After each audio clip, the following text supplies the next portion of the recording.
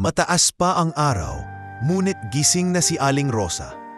Sa maliit nilang inuupahang bahay, malapit sa palengke, abala na siya sa paghahanda ng mga sangkap para sa lugaw at pandesal na ibebenta niya ngayong umaga.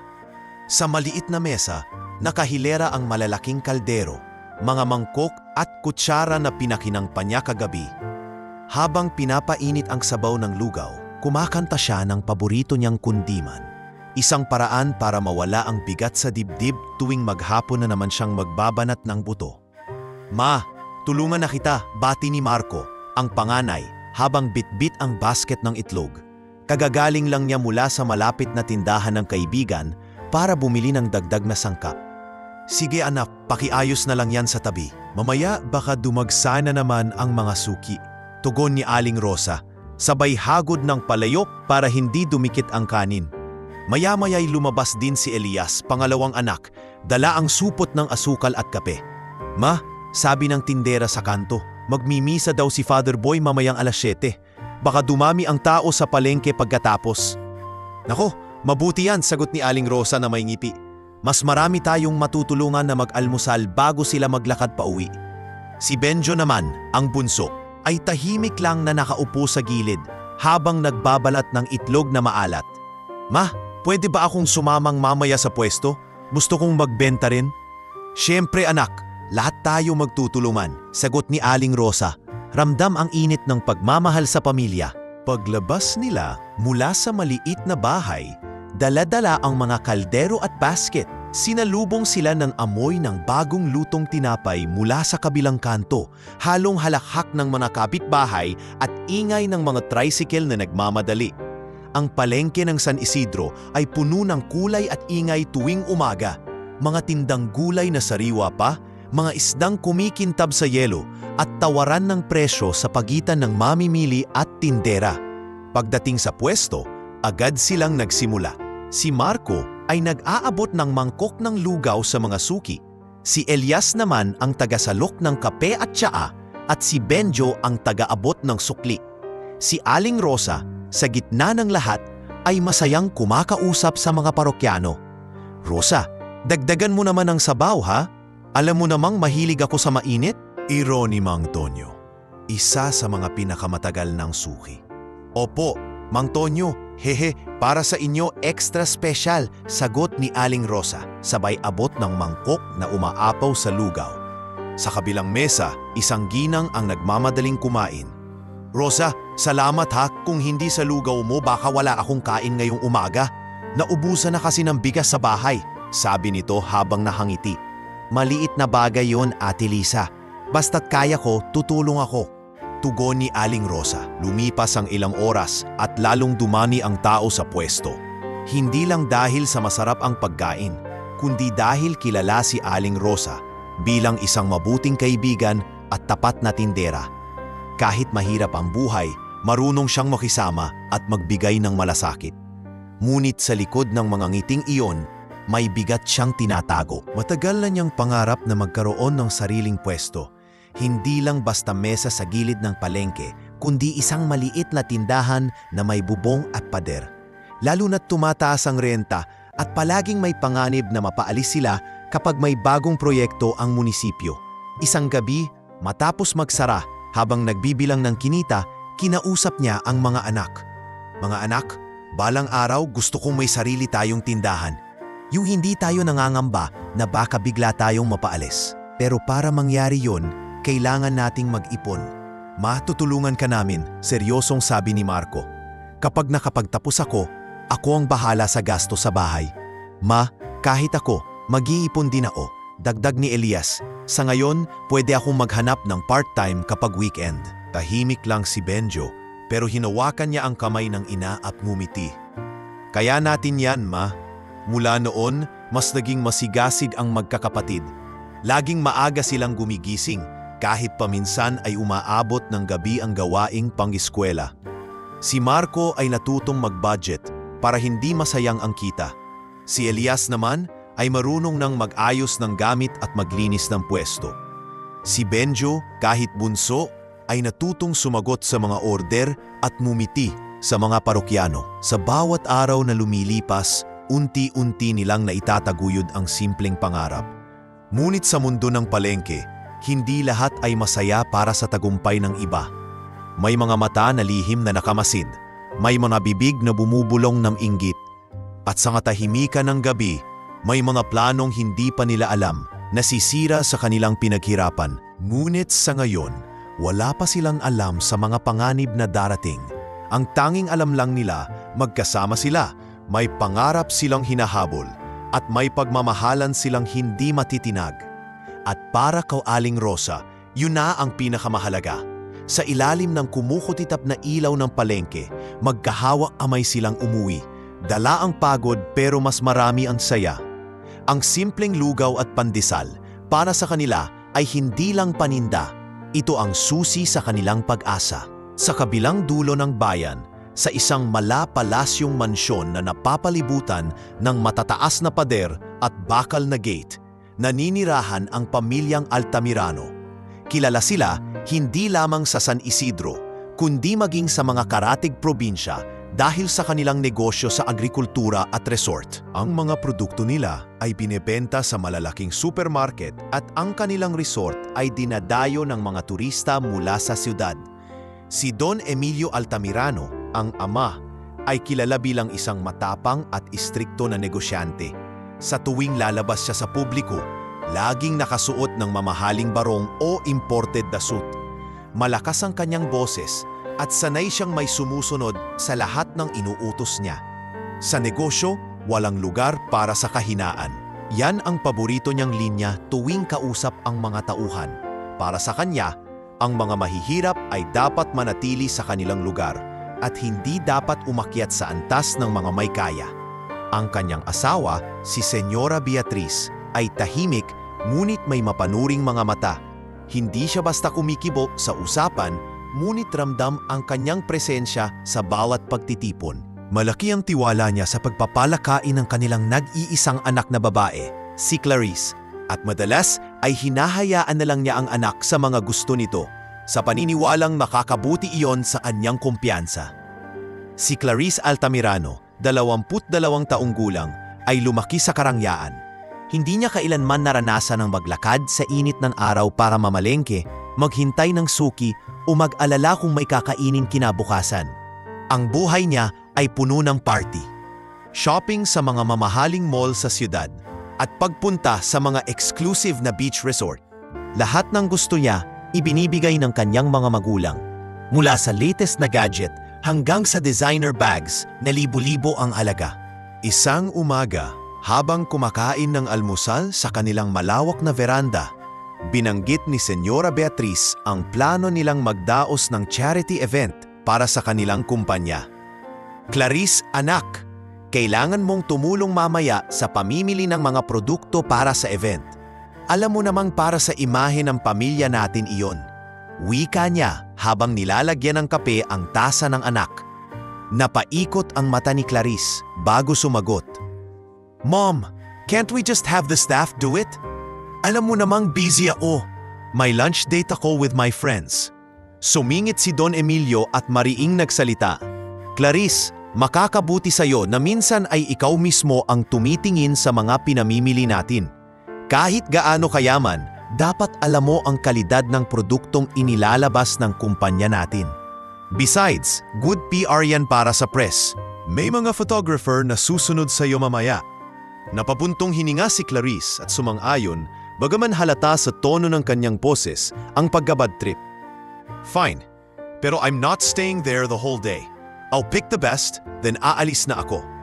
Bandang 10:00 ng umaga, dumating ang convoy ng Altamirano sa palengke ng San Isidro. 2 itim na SUV at isang kotse na mamahalin ang huminto sa gilid ng kalsada.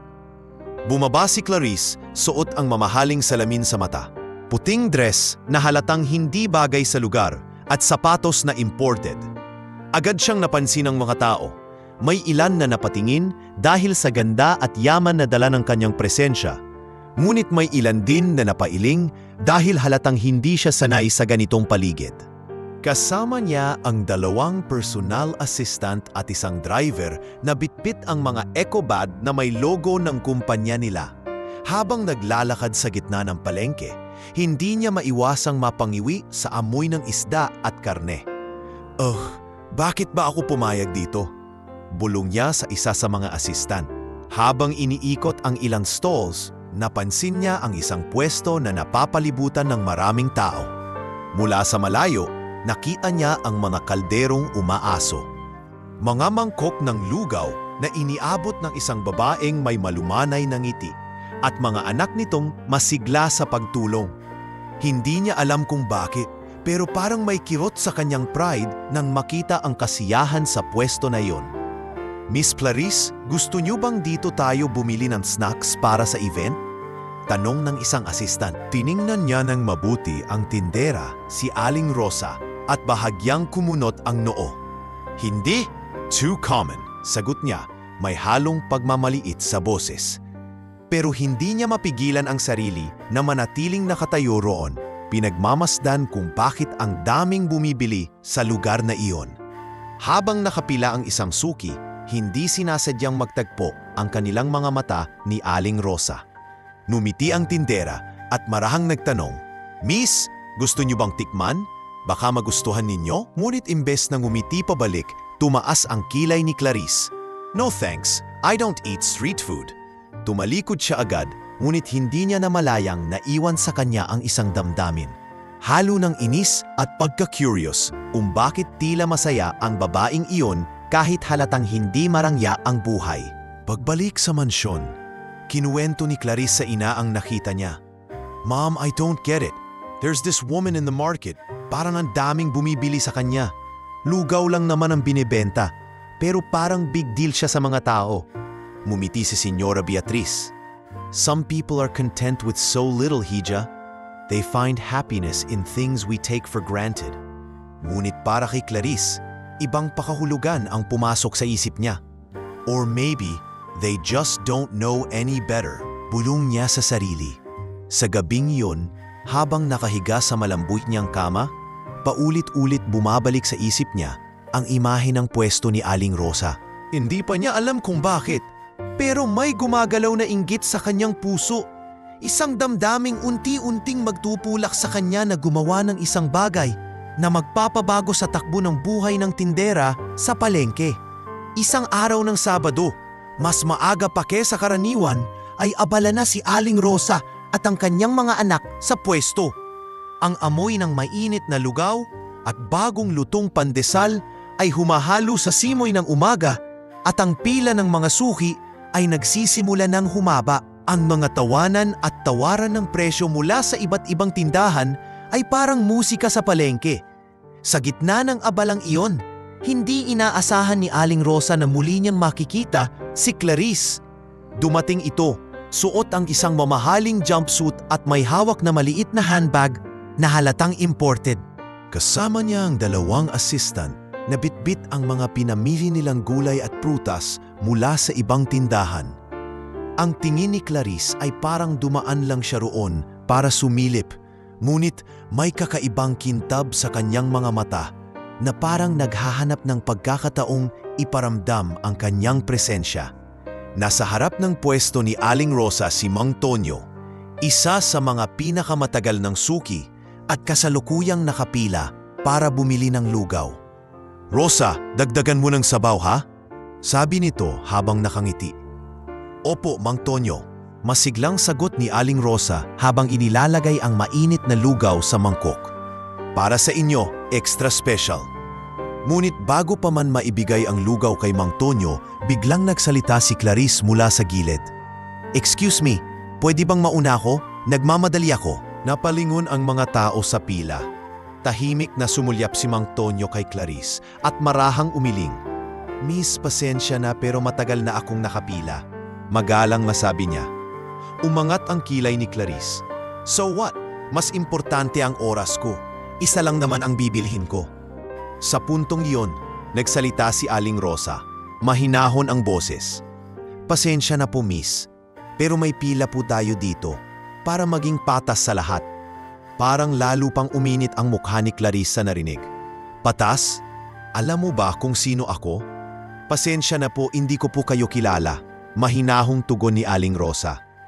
Pero kahit sino po kayo, pare-pareho po tayong sumusunod sa pila. May ilan sa mga nakapaligid ang napatingin sa kanila. May pabulong-bulong at may mga nagtatakang napapailing. Si Mang Tonyo ay tahimik lang na tinanggap ang lugaw at naupo sa tabi. Ang isa sa mga assistant ni Clarice ay lumapit at bumulong. "Ma'am, baka gusto niyo pong umalis na lang tayo sa ibang pwesto." Ngunit hindi ito pinakinggan ni Clarice. Sa halip, tumitig siya kay Aling Rosa mula ulo hanggang paa, para bang sinusukat ang kanyang pagkatao. "Fine, I don't need your food anyway," sabi niya sabay talikod at naglakad palayo, ngunit hindi bago mag-iwan ng malamig na tingin na puno ng pangmamaliit. Pagkaalis ni Clarice, muling bumalik ang normal na ingay sa paligid. Ngunit ramdam ni Aling Rosa ang bigat ng tingin ng ilang tao. May ilang nagtanong sa kanya kung ayos lang siya at ngumiti lang siya bilang tugon. "Ayos lang, ganito lang talaga ang buhay sa palengke." May mga taong hindi naiintindihan ng hirap natin, bulong niya sa sarili. Nang makauwi sila sa bahay kinagabihan, ikinuwento ni Elias ang nangyari kay Marco at Benjo. "Kuya, grabe yung babae kanina. Gusto talagang mauna kahit mahaba ang pila. Hindi man lang nag-isip na may ibang tao rin na nagmamadali." Si Marco ay umiling at napakunot ang noo. "Hindi na bago yan, Lias. May mga taong akala nila pera lang ang sukatan ng respeto. Pero ang importante, hindi tayo bumaba sa antas nila." Si Benjo, na tahimik lang mula kanina, ay nagtanong, "Mababalik pa kaya yon? Parang galit siya sa iyo kanina." Mumiti si Aling Rosa kahit ramdam niyang may bigat sa dibdib. "Anak, hindi natin kontrolado ang iniisip ng ibang tao. Ang mahalaga, nanatili tayong tama ang asal kahit na ano pa ang sabihin nila." Ngunit sa likod ng ngiting iyon, hindi niya alam na nagsimula na pala ang isang maliit na apoy na unti-unting lalaki sa mga susunod na araw. Sa mansyon ng Altamirano, nakaupo si Clarice sa kanyang silid, hawak ang tasa ng mamahaling tsaa, habang paulit-ulit na bumabalik sa kanyang isipan ang teksena kanina. Para sa kanya, hindi siya sanay na may tumatanggi o sumasaway sa kanya sa harap ng maraming tao. "Ma, alam mo bang may tindeha sa palengke na hindi ako pinagbigyan kanina?" Reklamo niya habang kausap ang ina sa sala. Tumingin si Senyora Beatriz mula sa kanyang binabasang magazine. "At ano naman ang ginawa mo?" "Wala, umalis ako. Pero mom, nakakainis lang. Parang wala siyang takot." Parang hindi niya alam kung sino ako. Ngumiti si Senyora Beatriz, ngunit may halong pag-alala. "Clarice, minsan kailangan mong intindihin na hindi lahat ng tao ay magpapasunod sa gusto mo. Hindi ka dapat basta magpapaepekto." Ngunit para kay Clarice, iba ang dating ng mga salitang iyon. Sa halip na matauhan, lalo lang niyang naramdaman na dapat niyang patunayan na walang puwang para sa mga taong hindi sumusunod sa kanya. At mula sa gabing iyon, nagsimulang tumubo sa kanyang puso ang ideya na balang araw, pagbabayarin niya si Aling Rosa sa ginawa nitong pagpapahiya sa kanya sa harap ng maraming tao.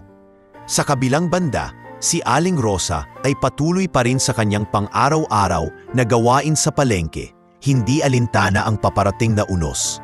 Para sa kanya, isa lang yung maliit na insidente na lilipas din. Ngunit sa hindi niya alam, ang tila simpleng hindi pagpayag sa isang spoiled na babae ay magiging simula ng pinakamalaking pagsubok na darating sa kanyang buhay at sa kanyang pamilya. Makalipas ang ilang araw mula nang unang magtagpo si Clarice at Aling Rosa sa palengke, tila hindi pa ring mawala sa isip ng dalaga ang pangyayari kahit abala siya sa kanyang mga social events at pagpunta sa mga mamahaling lugar. Sa tuwing mapapadaan ang kanyang isip sa eksenang iyon, para bang may kumukurot sa kanyang pride. Sa isang taong sanay na laging nasusunod, mahirap tanggapin na may isang ordinaryong tindera na hindi bumigay sa kanyang kagustuhan. Isang umaga, imbes na si Mama sa kanyang mga kaibigan sa lungsod, nagpasiya siyang muling bumisita sa palengke ng San Isidro. Hindi niya ipinaalam sa kanyang ina ang dahilan, ngunit sa isip niya ay gusto niyang makita kung gaano talaga kasikat ang pwesto ni Aling Rosa. Pagdating niya, hindi siya dumiretso sa tapat ng lugawan. Sa halip, tumayo siya sa di kalayuan, sa tabi ng tindahan ng gulay ni Aling Belen, at pinagmamasdan ang galaw ng pwesto. Nakita niya kung paanong dumadagsa ang mga mamimili. May mga estudyante, driver ng jeep, tricycle driver, pati na rin ilang empleyado mula sa bayan. Ang magkakapatid na anak ni Aling Rosa ay abala rin. Si Marco ay abot kamay ang mga mangkok sa mga suki. Si Elias ay nag-aayos ng mesa at si Benjo ay nakangiti sa mga batang bumibili ng pandesal. Muli niyang naramdaman ang kirot sa kanyang prayo. Bakit ba ang saya nila? Lugaw lang naman at tinapay ang binebenta. Mahina niyang bulong sa sarili. Lapit si Aling Belen at taralo, "Miss, bibili ka ba ng gulay? May sariwang sitaw at talong ako." Ngumiti si Clarice, ngunit hindi binago ang tingin sa pwesto ni Aling Rosa. "Hindi, titingin-tingin lang ako." Habang nanunood, napansin niya na tila kilala ni Aling Rosa ang halos lahat ng bumibili. May kumustahan, may halakhakan, at may ilang suki na binibigyan pa ng dagdag na sabaw o pandesal kahit walang dagdag bayad. Sa loob-loob ni Clarice, lalong nabubuo ang ideya na masyadong mataas ang tingin ng mga tao sa babaeng iyon. Nang mapauwi sa mansyon, agad niyang tinawag si Ruben, isa sa mga katiwala ng kanilang pamilya na dating kilala bilang isa sa mga suki ni Aling Rosa. "Ruben, kilala mo yung tindera ng lugaw sa palengke, di ba?" "Opo, Ma'am Clarice. Si Aling Rosa po yun. Matagal ko na pong kilala yun. Mabait na tao, matulumin pa sa mga suki niya." Sagot ni Ruben na tila may halong respeto. Bahagyang naniip ang noo ni Clarice. "Gusto kong malaman lahat tungkol sa kanya. Papaano siya nagsimula? Sino ang mga anak niya? Saan siya kumukuha ng paninda? Lahat ng detalye, Ruben." Nagulat ang katiwala. "Ma'am, para saan po?" "Just do it. I have my reasons." Malamig na sagot ni Clarice, sabay talikod. Kinabukasan, bumalik si Ruben dala ang ilang impormasyon. "Ma'am, si Aling Rosa po ay galing sa pamilya ng magsasaka. Maaga siyang nabalo at mula noon, tinaguyod na lang niya ang 3 anak sa pamamagitan ng pagtitinda sa palengke. Mabait po siya sa mga tao, kaya marami siyang suki. Sa palengke na rin siya nakatira halos buong araw." Lalo pang uminit ang pakiramdam ni Clarice. Sa halip na mabawasan ang kanyang inis, tila mas lalo itong nadagdagan. Kaya pala, feeling niya sikat siya dahil mahal siya ng mga tao roon. Lumipas pa ang ilang araw at bumalik si Clarice sa palengke. Ngunit sa pagkakataong ito, nakatayo siya sa tapat ng pwesto ng karne sa di kalayuan, nakikinig sa mga usapan ng mga suki ni Aling Rosa. "Ang bait talaga ni Rosa, kahit minsan hindi ka makabayad, papautangin ka pa," sabi ng isang ginang habang kumakain ng lugaw. "Oo nga, parang nanay na rin yan dito sa palengke. Alam mo bang tinulungan niya si Mang Lando noong ma-ospital?" Dagdag ng isa pa. Ang bawat papuri na iyon ay parang karayom na tumutusok sa ego ni Clarice. Hindi niya matanggap na may isang simpleng tindera na higit na iginagalang ng mga tao kaysa sa kanya, na isang anak ng pinakamayamang pamilya sa bayan. Pagsapit ng gabi, habang nakaupo sa kanyang silid, matagal niyang pinag-isipan ang susunod na hakbang. Nakatingin siya sa malaking salamin. Pinagmasdan ang kanyang sarili. Maganda, bihis na bihis at may lahat ng luho. Pero bakit tila ba hindi sapat? Bakit pakiramdam niya ay kailangang mawala ang ngiti ni Aling Rosa para lang makaramdam siya ng panalo? Tumunog ang cellphone niya. Mensahe mula sa isang kaibigan. "Party sa resort bukas. Sama ka?" Mumiti si Clarice, ngunit iba ang nasa isip niya. "Bukas," mahina niyang bulong. "Babalik ako sa palengke. Hindi pa tapos ang kwento natin, Aling Rosa." Hindi niya alam na sa bawat araw na binabalikan at pinagmamasdan niya ang pwesto, mas lalo siyang napapalamon ng inggit. Ang simpleng hindi niya pagpaparaya sa pila noon ay nagiging personal na laban sa kanyang pride. At ang laban na iyon ay magdadala sa kanya sa isang desisyon na sisira sa buhay ng tindera. Isang desisyon na hindi na niya mababawi kapag naisagawa na. Isang gabi, matapos ang isang hapong puno ng ingay at tawanan mula sa mga bisita ng kanilang mansyon, nanatili si Clarice sa veranda, nakatingin sa malawak na hardin. Sa kanyang kamay ay isang baso ng mamahaling alak, ngunit hindi niya ito halos nalalasahan. Ang kanyang isipan ay puno ng larawan ni Aling Rosa. Ang mga ngiti nito, ang dami ng taong nakapaligid sa kanya, at ang pakiramdam na tila wala itong takot kahit kanino. Lumapit si Ruben, ang katiwala, matapos matawag ng dalaga. "Ma'am Clarice, pinatawag niyo po ako?" Umupo si Clarice sa isang rattan chair at tumingin sa kanya ng diretsyo. "Ruben, gusto ko ng leksyon para sa tindera na iyon sa palengke." Napakurap si Ruben. "Leksyon po? Gusto kong mawala ang yabang niya. Gusto kong maranasan niya na wala siyang kontrol, na hindi siya espesyal. Hindi ako papayag na may isang gaya niya na walang respeto sa akin." Mariing sabi ni Clarice, may halong galit ang boses. "Ma'am, baka pwedeng pag-isipan niyo po muna. Mabuting tao po yon si Aling Rosa. Baka kung anong masama ang mangyari." Naputol ang salita ni Ruben nang tumaas ang tono ni Clarice. "Hindi ko hinihingi ang opinyon mo, Ruben. Gusto ko ng plano at gusto ko ng mga taong magpapatupad nito. Ikaw ang bahala maghanap."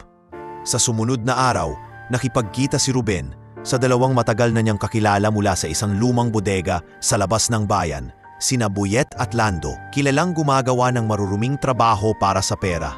Sa loob ng lumang bodega, naamoy ang kemikal mula sa mga bote at drum na nakasalansan sa gilid. "Magandang gabi," bati ni Buyet, nakasandal sa isang lumang lamesa. "Anong maipagilingkod namin sa iyo, Ruben?" "May gusto lang sanang magbigay ng leksyon sa isang tindera sa palengke. Pero hindi simpleng gulo lang. Gusto ng kliyente ko na masira ang pwesto at pangalan niya."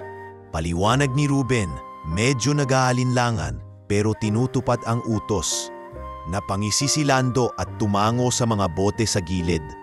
"May paraan tayo dyan. Konting asido lang, tapos wala na ang paninda niya. Magmumukha siyang pabaya at mawawalan ng kita." Kinabukasan, ibinalik ni Ruben ang balita kay Clarice. "Ma'am, handa na ang 2 tao. Kailangan lang ng kaunting halaga para sa mga gamit at para sa kanila." Walang alinlangan, kinuha ni Clarice ang isang sobre mula sa kanyang drawer at iniabot.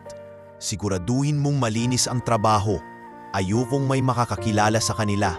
Sa mga sumunod na araw, lihim na pinagplanuhan ni Buyet at Lando ang gagawin. Pinili nila ang asido mula sa isang ilegal na supplier. Itinago sa bote ng soft drinks para hindi mahalata. Pinag-aralan din nila ang oras kung kailan pinakamarami ang tao sa pwesto ni Aling Rosa para mas malaki ang epekto ng gulo. Samantala, patuloy lang sa pang-araw-araw na buhay si Aling Rosa. Hindi niya alam na may nakaambang panganib. Isang hapon, habang nag-aayos siya ng mga rekado sa kusina, tinanong siya ni Marco, "Ma, may napansin ka bang kakaiba sa paligid nitong mga araw?" "Wala naman, anak. Bakit mo natanong?" "Wala lang. Parang may mga taong palaging nakatayo malapit sa pwesto mo, pero hindi naman bumibili," sagot ni Marco. Nakakunot ang noo. Ngumiti si Aling Rosa, tinapik ang balikat ng anak. Baka naghihintay lang ng kakilala, o kaya nagpapahinga. "Wag na nating gawing malaking issue."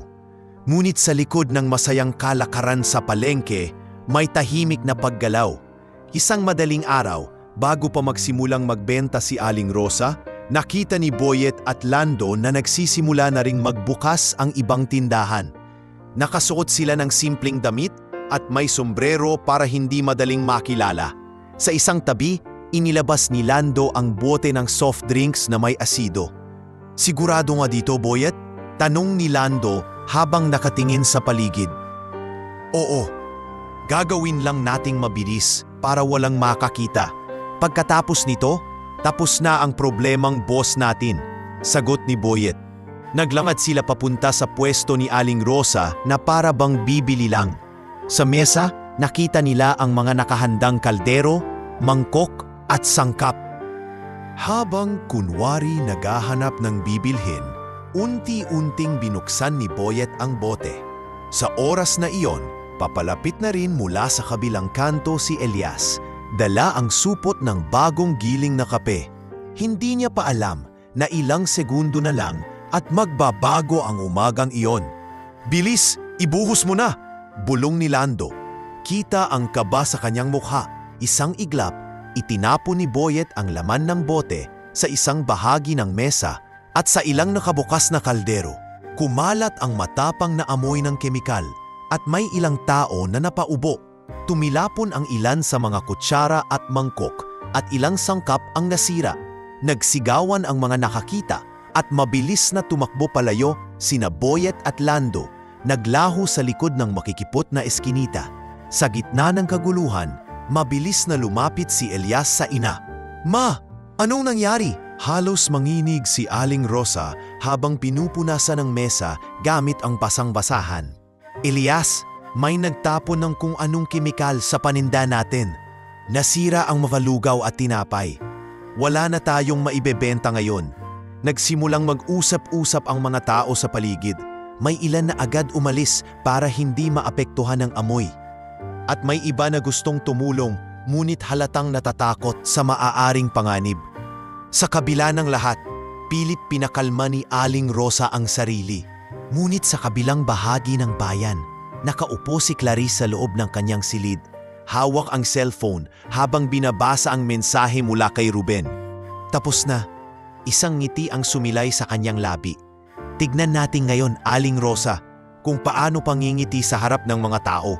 Madaling araw pa lamang ay gising na si Aling Rosa. Sanay na siya sa ganitong oras ng paggising. Pagluluto ng lugaw, paghahanda ng pandesal at pag-aayos ng mga gamit para maayos na mailatag sa pwesto bago dumagsa ang mga suki. Ngunit sa umagang iyon, may kakaibang lamig sa hangin. Hindi niya alam na ang araw na ito ang magiging isa sa pinakamabigat sa kanyang buhay.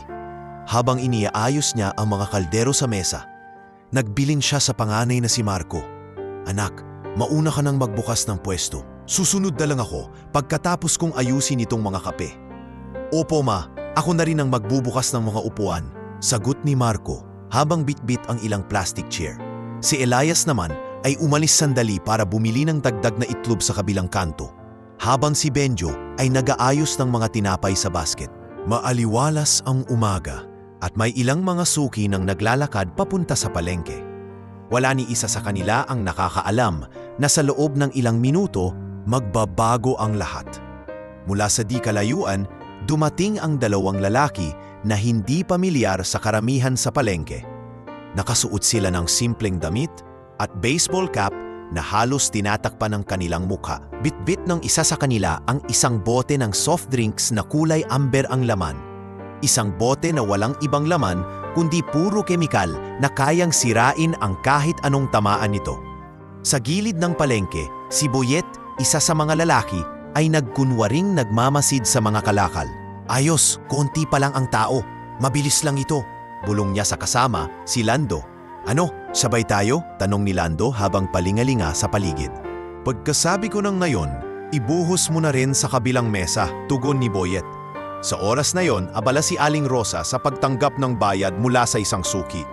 "Salamat po, Mang Isko. Ingat po sa biyahe," magalang niyang wika. Biglang narinig niyang kaluskos sa gilid ng mesa.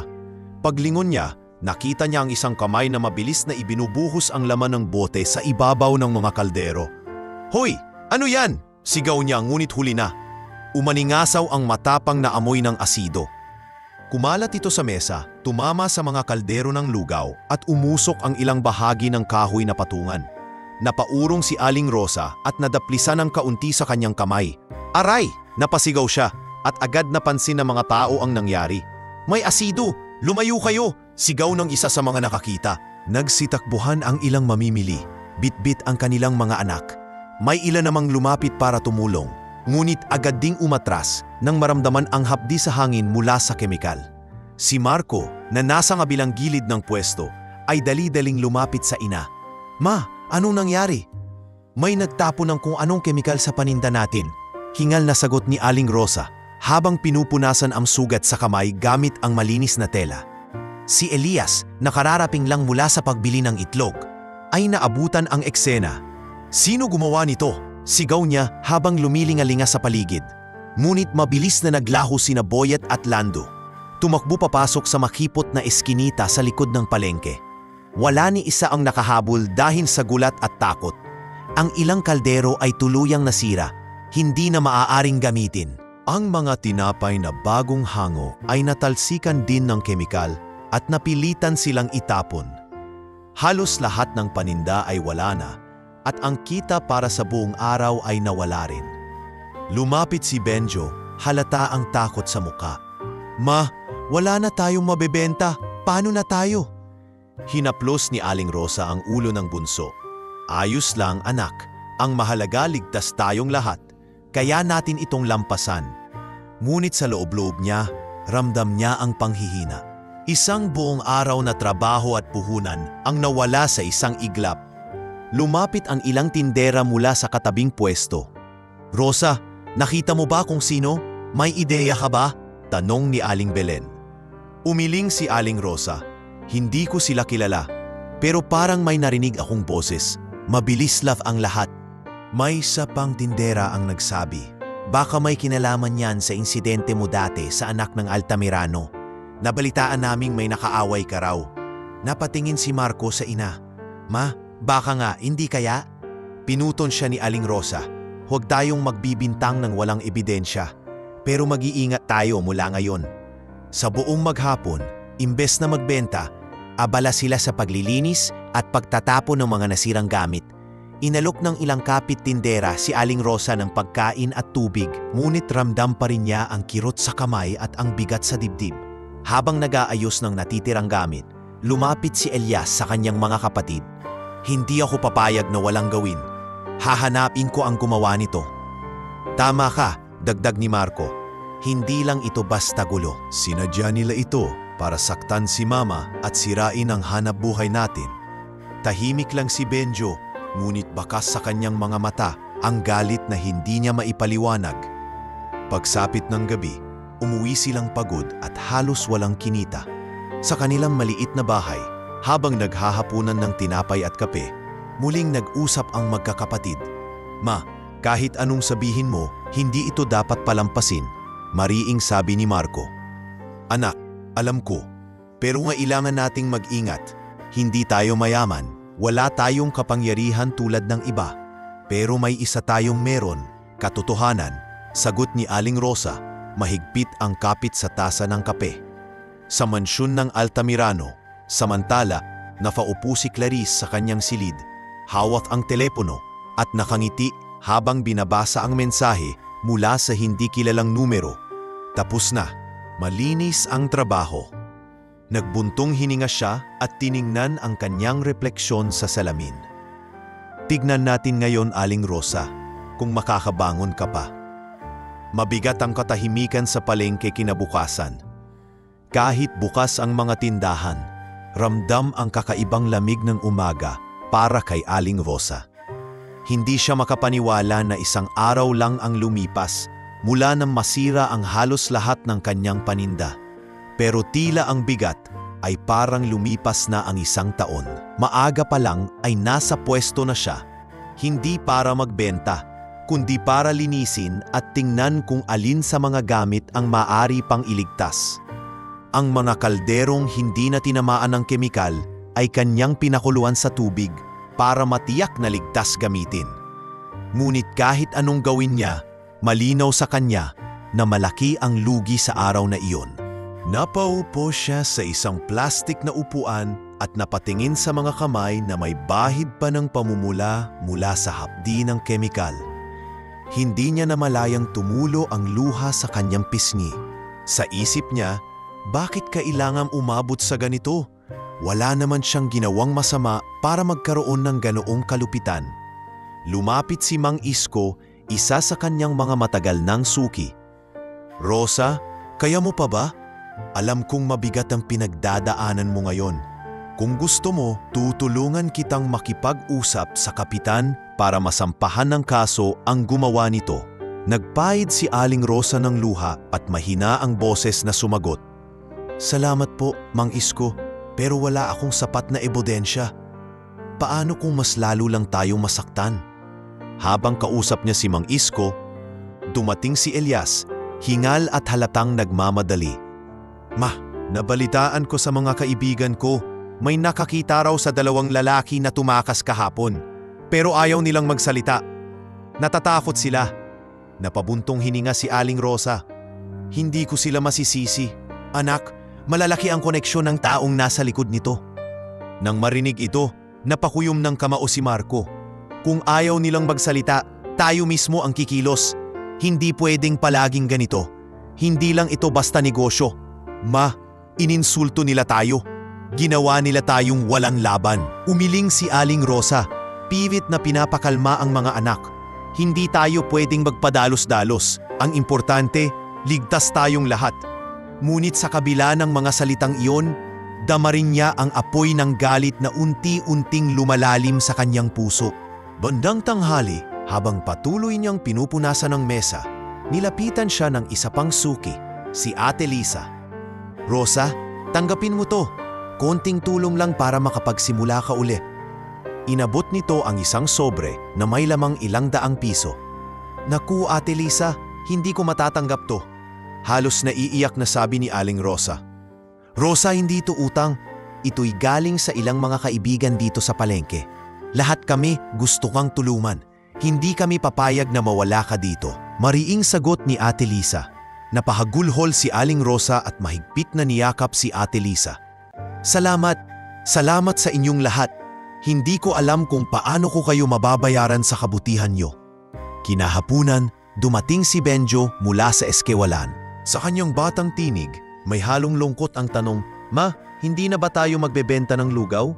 Sabi ng kaklase ko, baka wala na tayong pera pang tuition. Lumuhod si Aling Rosa at tinitigan ang bunso.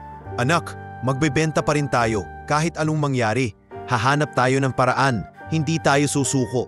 Habang sila'y nag-uusap, may mga taong tumadaan na palihim na sumusulyap sa kanila. May ilan na nag-uusap-usap sa gilid. Binabanggit ang pangalan ni Clarice at inuugnay ito sa nangyaring insidente.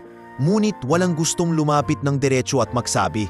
Pagsapit ng gabi, sa kanilang maliit na bahay, magkasama silang apat sa hapagkainan. Walang lugaw sa mesa, kundi pritong tuyo at kanin. Tahimik ang lahat, maliban sa paglangit-ngit ng kawali sa kusina. Ma, basag ni Marco sa katahimikan. Kung hindi tayo kikilos, uulit lang to.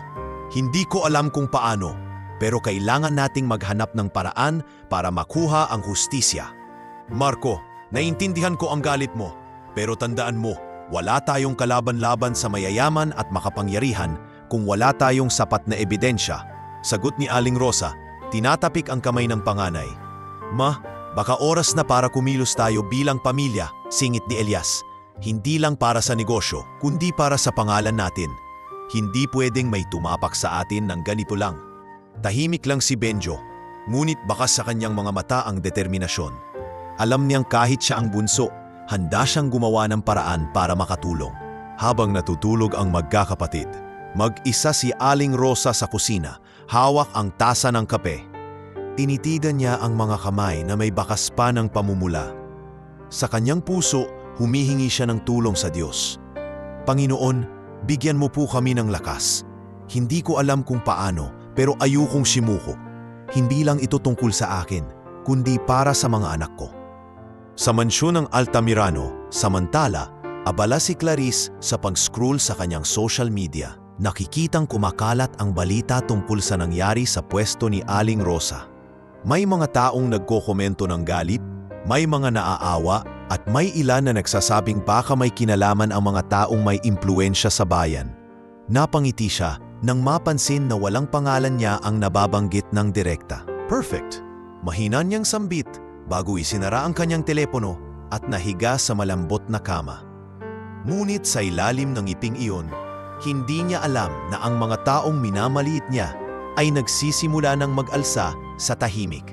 At darating ang araw na haharapin niya ang tatlong binatang hindi basta-basta magpapatalo para sa kanilang ina. Kinabukasan, tila mas mabigat pa ang hangin sa kanilang bahay.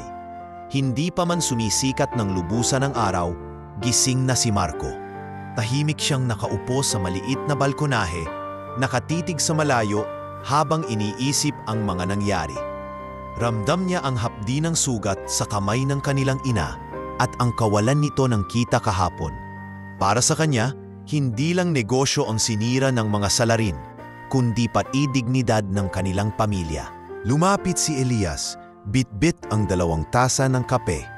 Kuya, hindi ako nakatulog kagabi. Paulit-ulit kong naiisip kung paano sila basta na lang nakalayo. Parang wala tayong laban. Tinanggap ni Marco ang kape at umiling. May laban tayo, Lias. Kailangan lang nating hanapin kung paano. Hindi pwedeng manahimik na lang tayo. Sa loob ng bahay, gising na rin si Benjo. Tahimik siyang nag-aayos ng mga gamit sa mesa.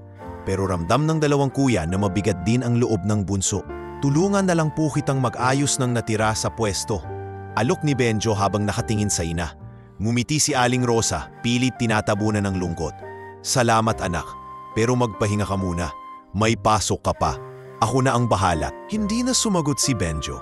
Pero alam ng lahat na hindi lang basta pasok sa eskwelahan ang nasa isip niya. Tulad ng kanyang mga kuya, nasasaktan siya para sa kanilang ina. Pagdating nila sa palengke, muling bumungad ang bakas ng nangyaring kaguluhan. Kahit nilinis na ang mesa at mga gamit, parang may nakabaong alaala ng amoy ng kemikal na halos bumara sa ilong ng mga tao kahapon. May ilan sa mga suki ang dumaan para magtanong kung kailan sila muling magbubukas ng normal. Rosa, kumusta na kamay mo? Tanong ni Mang Isko na may dalang 2 bag ng bigas bilang tulong. Medyo mahapdi pa pero gumagaling na, sagot ni Aling Rosa. Salamat po sa bigas, makakatulong to para makapagsimula uli tayo. Nasa gilid lamang si Marco, tahimik na pinagmamasdan ang mga taong nag-aalala para sa kanila. Ngunit sa likod ng pasasalamat, naroon ang init ng galit na tila apoy na gustong kumawala. Lumapit siya sa kanyang mga kapatid nang makalayo si Mang Isko. Kita nyo, maraming handang tumulong sa atin, pero walang mangyayari kung hindi natin haharapin ang may kagagawa nito. Sumang-ayon si Elias. Tama, may nakausap ako kanina. May nakakita raw sa 2 lalaking tumakbo papunta sa lumang bodega sa labas ng bayan. Ayaw lang nilang magpakilala kasi natatakot. Nagliwanag ang mata ni Marco. Kung may bodega, may posibilidad na may iniwan silang bakas doon. Kailangan natin yon. Ngunit sumingit si Benjo. Paano kung delikado? Alam nating hindi basta-basta to. Baka mapahamak tayo. Tumingin si Marco sa bunso. Alam ko, Benjo, pero hindi pwedeng takot ang mamuno sa atin ngayon. Lahat tayo galit at kung hahayaan lang natin, mauulit lang. Sa mga sumunod na araw, pilit pinakalma ni Aling Rosa ang mga anak. Mga anak, huwag kayong magpadalos-dalos. Ayokong mapahamak kayo dahil lang sa paghahanap ng hustisya. Ma, hindi lang to tungkol sa hustisya. Mariing sagot ni Marco, tungkol to sa pagpapakita sa kanila na hindi nila pwedeng tapakan ang kahit sinong mahirap at basta makakatakas. Tahimik lang si Elias, pero kita ang paninindigan sa kanyang mukha. Kung gusto mong manatili kaming tahimik, Ma, gagawin namin. Pero sana maintindihan mo, hindi ibig sabihin nipo ay wala na kaming gagawin. Sa gabi, habang nakahiga sa banig, magkatabi ang magkakapatid at nag-usap sa mababang boses. Kailangan natin ng plano, hindi tayo pwedeng basta sumugod, wika ni Marco. Kung bodega ang pinagtaguan nila, siguradong may mga taong nakakakita roon. Kailangan nating kumilos ng maingat, sabi ni Elias. Ako, pwede akong magtanong sa mga kaklase ko. May ilan sa kanila na may kamag-anak na nagtatrabaho malapit sa lugar na yon, dagdag ni Benjo. Nagkasunto sila na simula bukas. Magsasagawa sila ng tahimik na investigasyon. Hindi na sila aasa sa mga taong natatakot magsalita. Sila mismo ang kikilos para sa kanilang ina. Kinabukasan, habang abala si Aling Rosa sa pagbebenta ng kaunting panindang na bili mula sa utang sa kaibigan, unti-unti nang gumalaw ang 3 magkakapatid. Si Marco ay nag-ikot sa paligid ng palengke para makakuha ng impormasyon mula sa mga driver na madalas bumiyahe papunta at pabalik mula sa labas ng bayan. Si Elias naman ay pumunta sa isang vulcanizing shop malapit sa lumang bodega at nakipagkwentuhan sa mga manggagawa roon. Si Benjo ay nagkunwaring bumibili ng candy sa isang tindahan sa kanto na may tanaw ang daan papasok sa bodega. Mula sa mga simpleng tanong at obserbasyon, unti-unti nilang nakumpirma na may 2 lalaking dumating sa bodega matapos ang insidente. At tila may inaasahan silang tao roon.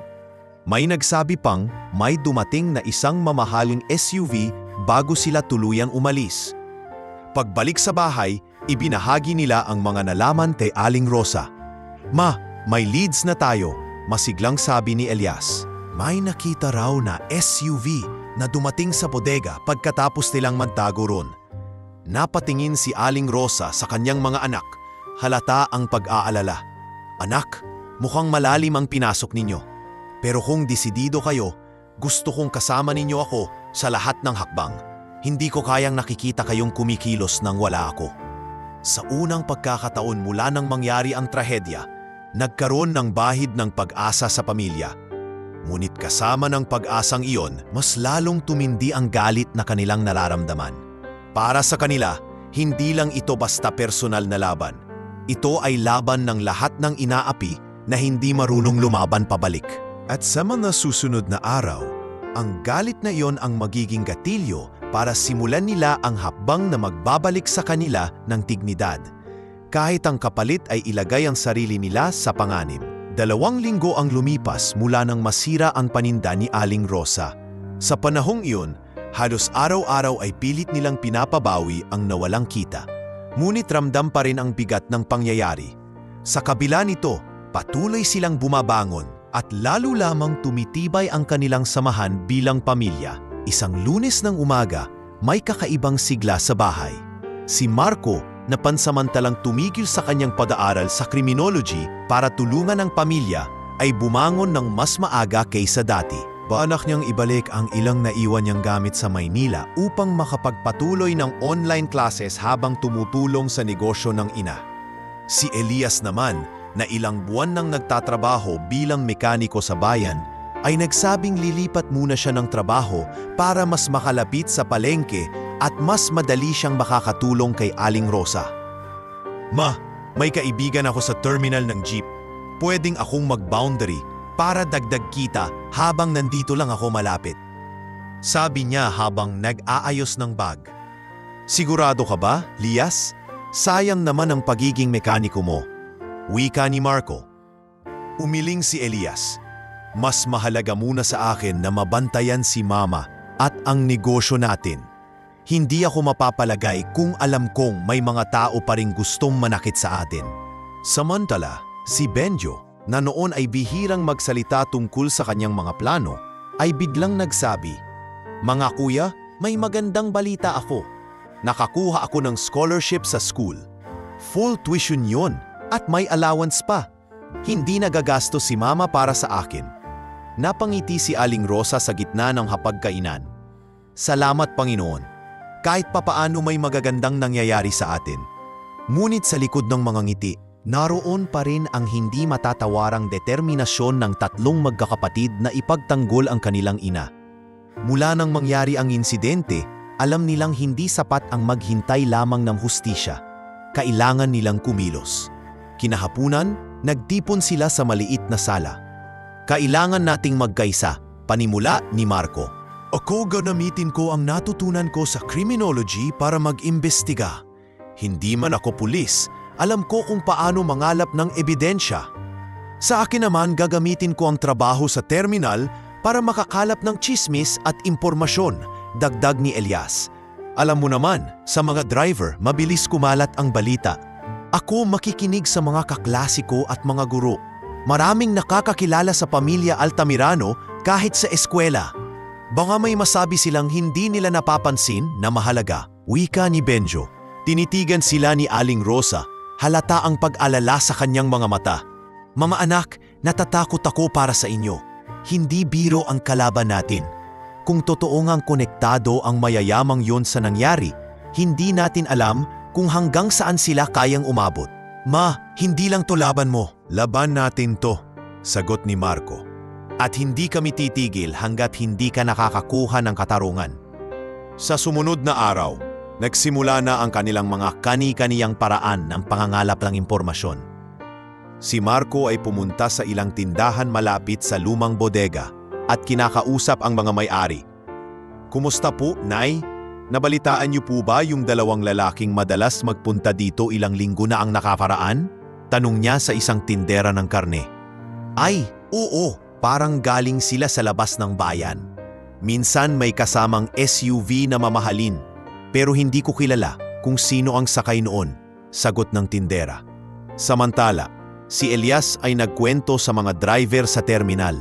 Pare, may kilala ba kayong dalawang lalaking mukhang hindi taga rito pero madalas sa lumang bodega? May isa sa kanila ang sumagot. Oo, nakita po sila minsan. May kausap na parang mayamang babae, naka-sunglasses kahit gabi, nakaparking sa may gilid. Sa eskwela, si Benjo ay nakikinig sa mga usapan ng ilang kaklase. May narinig siyang dalawang estudyante na nag-uusap tungkol sa isang party sa mansyon ng Altamirano. Sabi nila, may kausap daw si Clarice sa phone tungkol sa pagtuturo ng leksyon sa isang tao sa palengke.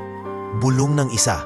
Nang magkita-kita sila sa bahay pagkagabi, ipinagsama nila ang mga impormasyon. May pattern, sabi ni Marco. May SUV na mamahalin, may babaeng kausap, at may kinalaman sa lumang bodega. Hindi pa ito sapat para magreklamo sa pulis, pero malapit na. Ang tanong na lang, dagdag ni Elias, paano natin mahuhuli o makukunan ng ebidensya ang taong nasa likod nito?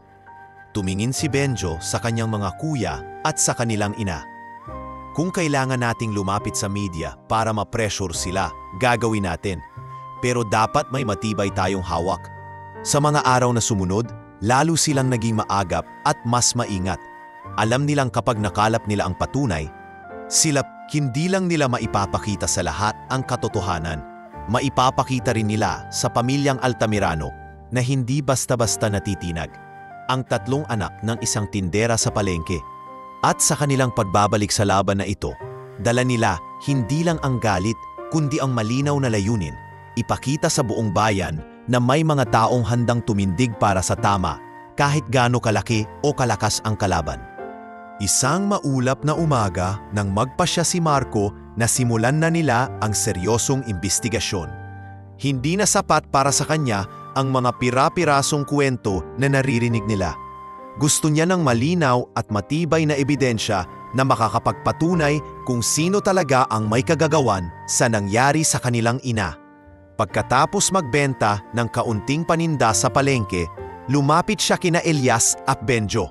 Mga kapatid, simula ngayon, 3 direksyon ang gagalawan natin. Ako sa paligid ng bodega, si Elias sa mga lugar na pwedeng pinagtataguan nila, at si Benjo sa mga taong malapit kay Clarice. Napataas ang kilay ni Benjo. Sa eskwela lang ako may access. Hindi ko alam kung may makukuha akong impormasyon na magagamit talaga. Huwag mong maliitin yun, sagot ni Marco. Minsan, sa maliliit na usapan, lumalabas ang pinakamahalagang detalye. Sumang-ayon si Elias.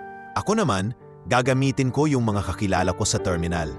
Mas malaki ang tsansa na may nakapansin sa galaw ng mga taong yon.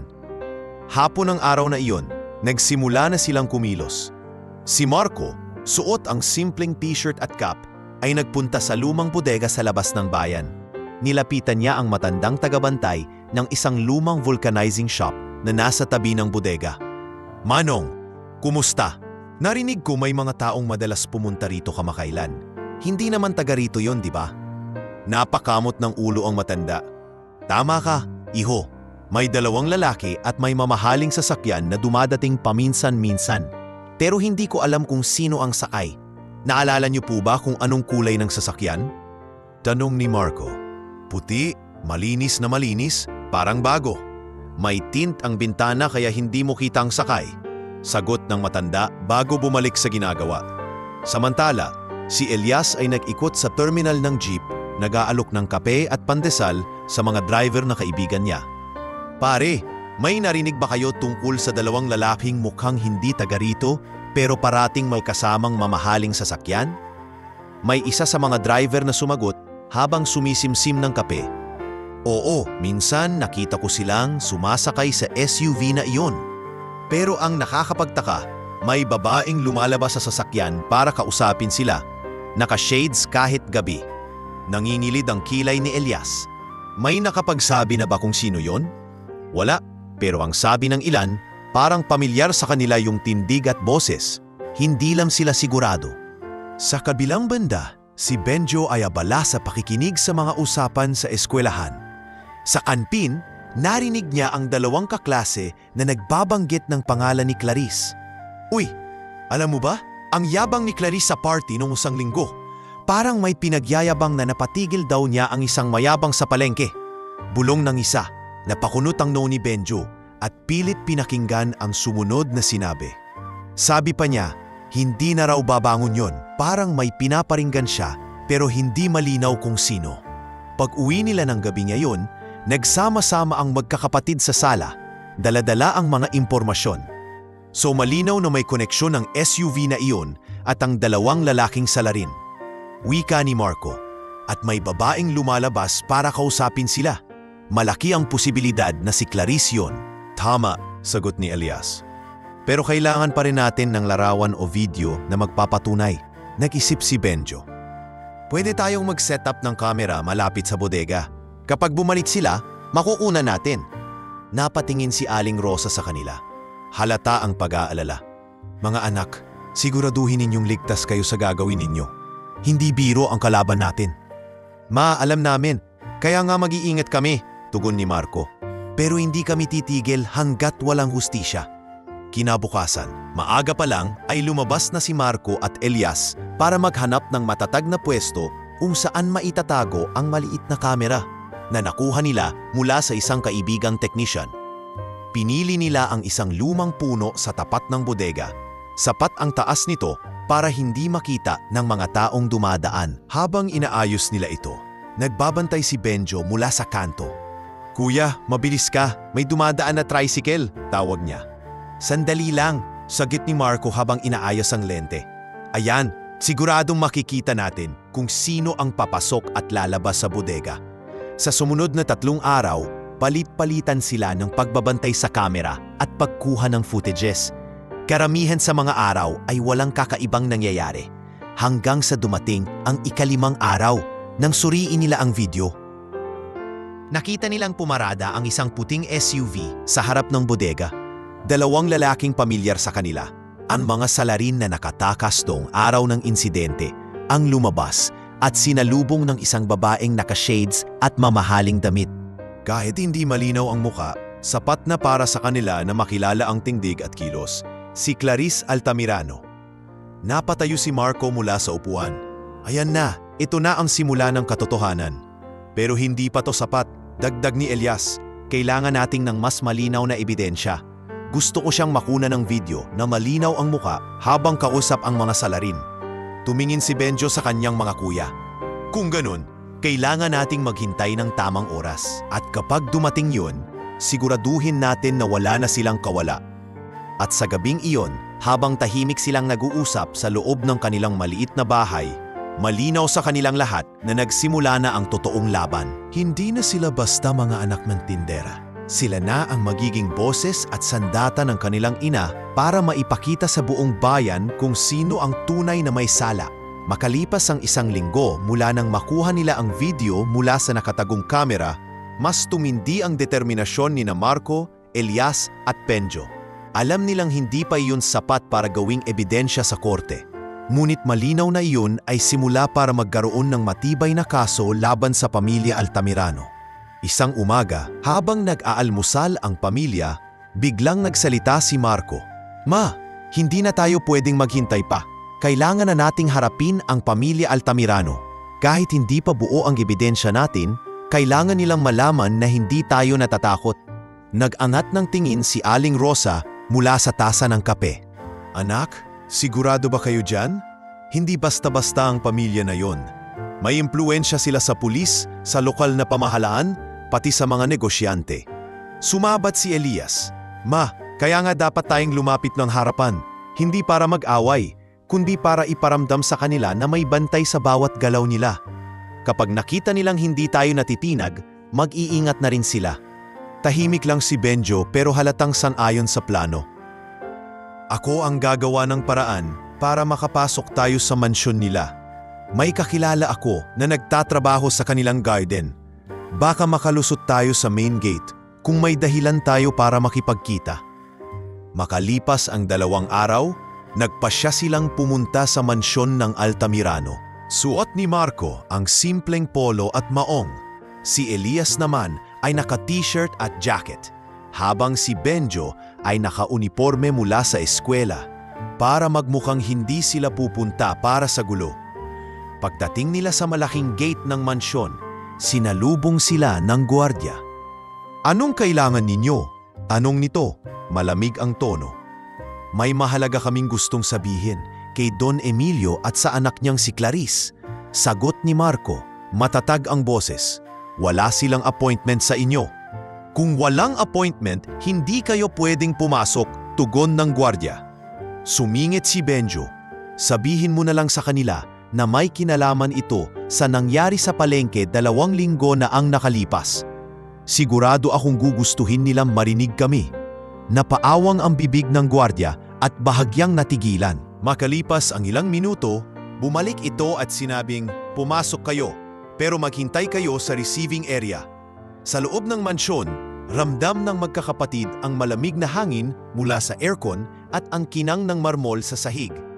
Umupo sila sa isang mahabang sofa habang pinagmamasdan ang malalaking painting at mamahaling muebles. Maya-maya, bumaba si Clarice mula sa hagdan, suot ang puting bestida at mamahaling alahas. "Ano ang ginagawa niyo rito?" tanong niya, bakas ang inis sa mukha. Tumayo si Marco. "Gusto naming malinawan kung bakit ka nakipagkita sa 2 lalaking sumira sa paninda ng nanay namin." Umikot ang mata ni Clarice at ngumisi.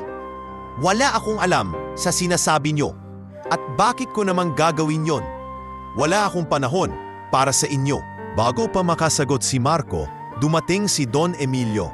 Matikas at seryoso ang tindig. "Ano bang pinagsasabi ninyo laban sa anak ko?" Tumingin si Elias ng diretso kay Don Emilio. "May ebidensya kaming nakunan mula sa isang kamera malapit sa lumang bodega. Kitang-kita doon na may babaeng naka-shades na kausap ang 2 lalaking gumawa ng gulo sa palengke. Hindi malinaw ang muka, pero pamilyar ang kilos at boses. At pasensya na, pero kamukha iyon ng anak ninyo." Napangisi si Don Emilio. Ngunit halaa ang bahagyang pagkailang. "Kung hindi malinaw ang muka, walang patunay. At kahit sabihin pa nyo na anak ko yon, walang makakapagpatunay sa kwento nyo. Mag-ingat kayo sa pagbibintang." Hindi nagpapinag si Marco. "Kahit anong takpan ninyo, lalabas at lalabas ang katotohanan." "Hindi kami titigil," natawa si Clarice. "Kayo? 3 lang kayo at walang koneksyon. Akala nyo ba kaya nyo kaming talunin?" Sumagot si Benjo. "Hindi namin kailangan talunin kayo sa impluensya. Talunin namin kayo sa katotohanan. Sapat na." Nabahala si Senyora Beatriz na lumabas mula sa dining area. Marahil narinig ang pag-uusap. "Clarice, sapat na. Huwag mo nang patulan ang mga ito." Lumingon siya sa magkakapatid. "Kung wala kayong matibay na ebidensya, umalis na kayo. Hindi maganda ang pinapasok ninyo." Tumingin si Marco sa kanyang mga kapatid. Saka bumaling sa pamilya Altamirano. "Ito na ang simula. Babalik kami. At sa susunod, dala namin ang ebidensyang hindi ninyo kayang itanggi." Pag-alis nila sa mansyon, ramdam nilang mas lumakas ang kanilang paninindigan. Ita nyo yung reaksyon ni Don Emilio? Hindi sila komportable. Alam nilang may alam tayo. Wika ni Elias habang naglalakad palabas ng gate. "Oo," sagot ni Marco. "Kailangan lang nating mag-ingat sa bawat..." Nasa mesa ang magkakapatid. Bawat isa ay malalim ang iniisip. Hindi sila nasiraan ng loob sa naging pag-uusap. Bagkus ay mas tumibay pa ang kanilang paninindigan. "Hindi na pwede ang patagilid na galaw," basad ni Marco sa katahimikan. "Kung gusto nating lumaban, kailangan nating sumunod sa proseso ng batas. Kailangan nating ng abogado." Nag-angat ng tingin si Aling Rosa mula sa paghuhugas ng plato. "Anak, alam mo bang mahal magpa-abogado? Wala tayong ganung pera." "Ma," sabat ni Elias, "may kaibigan ako na may kapatid na abogadong bago pa lang sa serbisyo. Wala siyang masyadong kaso ngayon. Pwede nating siyang lapitan. Alam ko, handa siyang tumulong basta't may malinaw tayong direksyon." Napaisip si Benjo. Kapag mayroon na tayong abogado, mas magiging protektado tayo. At mas malakas ang dating kung may legal na kasama tayo sa mga hakbang. Kinahapunan, nagtungo si Marco at Elias sa isang maliit na opisina malapit sa bayan. Doon nila nakilala si Attorney Jerome, isang batang abogado na matalas ang isip at kilala sa pagtulong sa mga kaso ng mga ordinaryong mamamayan. "Anong maitutulong ko sa inyo?" tanong ni Jerome matapos silang paupuin. Ikinuwento ni Marco ang buong pangyayari. mula sa asido na isinaboy sa paninda ng kanilang ina hanggang sa ebidensya mula sa kamera at ang personal nilang paniniwala na si Clarice ang nasa likod ng lahat. Ipinakita rin nila ang video na nakuha mula sa bodega. Matapos mapanood, tumango si Jerome. Malinaw ang pattern. Pero tama kayo, hindi sapat ang video na ito para makasuhan sila. Kailangan natin ng mas malinaw na footage at kung maaari, audio ng pag-uusap nila. At higit sa lahat, kailangan natin ng mga testigo. Napatingin si Elias. Mahihirapan tayong makahanap ng testigo, attorney. Takot ang mga tao sa kanila. May paraan, sagot ni Jerome. Kapag napirmahan natin ang isang sworn affidavit mula sa kahit isa lang na handang magsalita, protektado na sila sa ilalim ng Witness Protection Program. Pero dapat handa silang sumabak. Pag-uwi nila, agad nilang inisip kung sino sa palengke ang maaaring magpatotoo. Marami silang naisip pero lahat ay may dahilan para umatras. Takot sa impluwensya ng Altamirano, takot mawalan ng kabuhayan. Sa gitna ng paghahanap, biglang nag-alok ng tulong si Mang Isko. Kung makakatulong ako, Rosa, pipirma ako.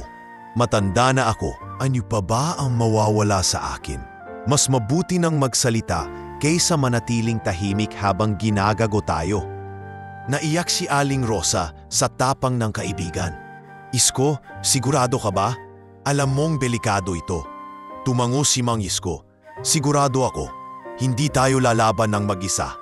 Kinabukasan, dinala nila si Mang Isko sa opisina ni Jerome para gawing formal ang kanyang pahayag.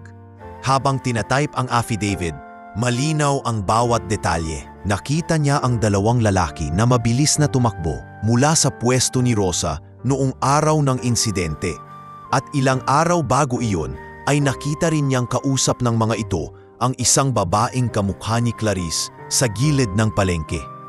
Habang lumilipas ang mga araw, unti-unti nang kumakalat ang balita tungkol sa kasong isasampalaban sa pamilya Altamirano. May mga mamamahayag na nakarinig ng usap-usapan at nagsimulang magtanong. Isang hapon, habang nagtitinda si Aling Rosa, may lumapit na reporter mula sa lokal na radyo. Ma'am Rosa, totoo po bang magsasampa kayo ng kaso laban sa pamilya Altamirano? Tanong nito, hawak ang recorder. Nagkatinginan ang magkakapatid.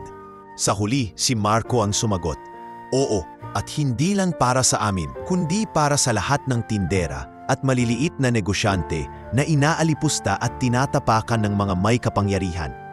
Kinagabihan, lumabas sa radyo at social media ang panayam. Umani ito ng iba't ibang reaksyon. May mga sumusuporta, may mga natatakot para sa kanila at may ilan ding nagdududa. Ngunit isang bagay ang malinaw. Nabuksan na ang usapin at hindi na basta-basta kayang itago ng pamilya Altamirano ang nangyari. Sa loob ng mansyon, galit na galit si Don Emilio matapos mapanood ang balita. Clarice, anong ginawa mo? Ngayon pati pangalan natin nadadamay sa publiko. Sumagot si Clarice, halatang nababahala pero pilit pa ring matapang. Dad, wala silang matibay na ebidensya. Kahit anong gawin nila, hindi sila mananalo. Ngunit alam ni Don Emilio na hindi ganoon kasimple. Anak, kapag patuloy tayong binabanatan sa media, kahit walang kaso, sisirain ito ang negosyo natin. Sa kabila ng mga banta at pangungutya, nanatiling matatag sina Marco, Elias at Benjo. Sa bawat araw na lumilipas, mas marami silang natutuklasan na piraso ng ebidensya. At sa tulong ng kanilang abogado, malinaw ang direksyon, dalhin ang laban sa korte at ipakita sa lahat na kahit mahirap, may karapatan silang ipaglaban ang sarili. At sa puso ni Aling Rosa, sa unang pagkakataon mula nang mangyari ang lahat, naramdaman niya na hindi na siya nag-iisa, sapagkat nasa likod niya ang kanyang mga anak, ang kanilang kaibigan, at ngayon, unti-unting ang buong bayan. Mabilis na kumalat ang balita tungkol sa nalalapit na kaso laban sa pamilya Altamirano. Ang mga chismis na dati pabulong lang sa palengke ay ngayon lantaran ng pinag-uusapan sa kalsada, sa mga karinderya at maging sa mga opisina ng munisipyo. Ang pangalan ng pamilya na dati kagalang-galang at kinikilala bilang haligi ng negosyo sa bayan ay unti-unti nang tinatablan ng bahid ng kahihiyan.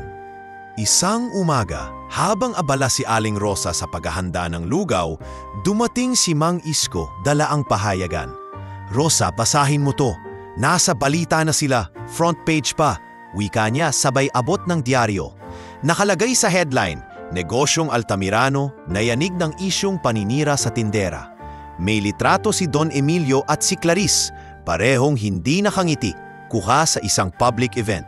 Binanggit din sa artikulo ang mga paratang at ang mga unang ebidensya na hawak ni Marco at attorney Jerome.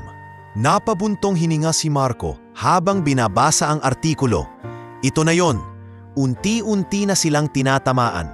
Kapag nawala ang tiwala ng tao sa negosyo nila, mas mahihirapan silang gumalaw laban sa atin. Sa kabilang banda ng bayan, sa loob ng mansyon ng Altamirano, hindi maganda ang takbo ng pulong sa pagitan ni Don Emilio at ng kanyang mga business partners.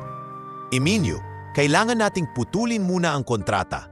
Hindi maganda sa imahe ng kumpanya namin ang pagkakadawit ninyo sa ganitong iskandalo," sabi ng isa sa mga may-ari ng malaking supermarket chain na tumatangkilik sa kanilang produkto. "Hindi nyo ba naiintindihan? Wala silang matibay na ebidensya?" Mariing sagot ni Don Emilio. Sumagot ang isa pa, "Kahit wala pang hapol, ang perception ng tao ang importante sa negosyo. At sa ngayon, hindi maganda ang tingin ng publiko sa pamilya mo. Pasensya na, Emilio, pero kailangan naming magdistansya." Pagkatapos ng pulong, galit na pumasok si Don Emilio sa kanyang opisina. "Clarice, dahil sa kagagawan mo, nawalan tayo ng pinakamalaking kliyente natin." "Dad, hindi ko naman akalain na aabot sa ganito. Akala ko matatakot lang sila at hihinto," sagot ni Clarice. Pilit na ipinapakita ang tapang pero halata ang pagkabalisa. "Hindi lang tayo basta nawalan ng kliyente," patuloy ni Don Emilio. "Ang mga bangko ay nagsisimula na ring magtanong. Kapag nagpatuloy ito, mawawalan tayo ng puhunan para sa susunod na quarter." Samantala, sa palengke, mas dumami pa ang mga taong kumakampi kay Aling Rosa. May ilang dating takot magsalita ang lumapit sa kanya para magpaabot ng suporta. "Rosa, alam naming matagal ka na sa palengke. Kung kailangan mo ng mga tao para magpatunay kung paano ka tinutulungan ng mga suki mo, nandito kami," sabi ni Aling Belen, isa sa mga matagal ng tindera ng gulay. "Naku, salamat talaga. Lahat ng tulong, maliit man o malaki, ay napakahalaga," tugon ni Aling Rosa. Ramdam ang init ng komunidad na bumabalot sa kanya. Hindi nagtagal, dumating si Attorney Jerome, dala ang isang folder.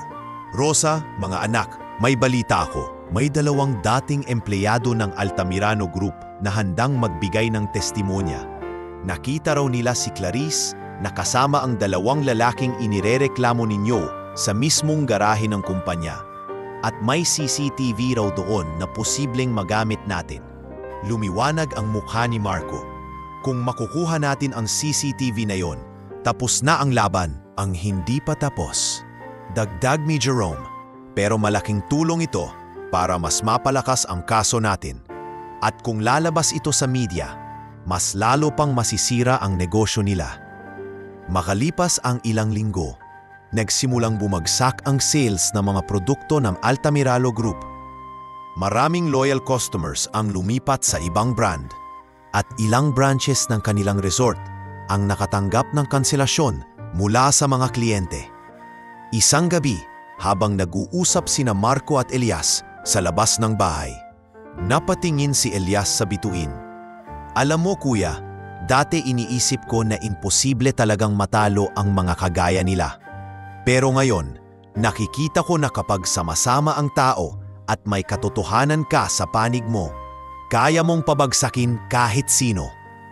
Tumango si Marco. "Hindi tayo titigil hanggat hindi sila napapanagot. At kahit anong mangyari, ito na ang simula ng pagbabago hindi lang para sa atin, kundi para sa buong komunidad."